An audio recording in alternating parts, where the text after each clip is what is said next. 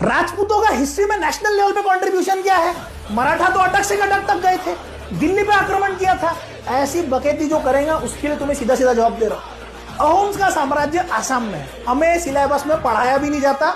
ऐसे कितने छोटे छोटे साम्राज्य पूरे भारतवर्ष में है जिसके बारे में हमें पता तक नहीं है। ध्यान से समझना, अहोम्स के साम्राज्य आसाम पे मुगलों की पहली नजर थी और उन्होंने बहुत बार अटैक किया। आसाम के अहोम्स ने ऐसा पटक के मारा है मुगलों को कि आसाम की तरफ मुगल फिर कभी पलटे नहीं। यदि आसाम उस समय पे मुगलों के हाथ में चले जाता, फिलहाल भारत के दो इस्लामिक राष्ट्र दुश्मन बने बैठे हैं, एक है पाकिस्तान, बांग्लादेश अब बन चुका है। ध्यान से समझना, यदि आसाम उस समय पे चले जाता तो आसाम के नीचे है नागालैंड, बांग्लादेश जो उस समय का बंगाल था, वहां से म्यांमार के ऊपर मुगलों ने आक्रमण करने की कोशिश करी है, लेकिन पहाड़ों के वजह से उनके आक्रमण इतने बड़े पैमाने पे नहीं हुए।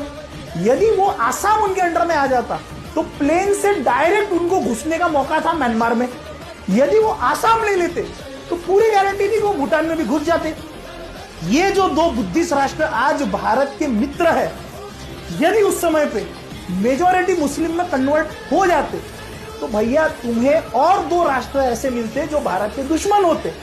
तो आज जो जियोपॉलिटिकल कंडीशन है, तो ये मत समझना कि तुम्हारा साम्राज्य कितना बड़ा था तो तुमने भारत को कितना कंट्रीब्यूट किया है। साम्राज्य भले ही छोटा हो, लेकिन यदि इन्वेडर्स के खिलाफ वो लड़े हैं, इसका मतलब भारत में उनका इक्वल कंट्रीब्यूशन है। विषय खत्म।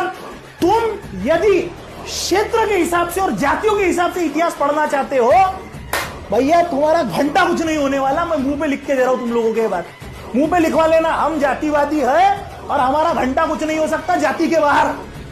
भारत जोड़ना है तो नेशनल लेवल पे इतिहास पढ़ना पड़ेगा और तुम्हारा एंगल और तुम्हारा चश्मा बदलना पड़ेगा।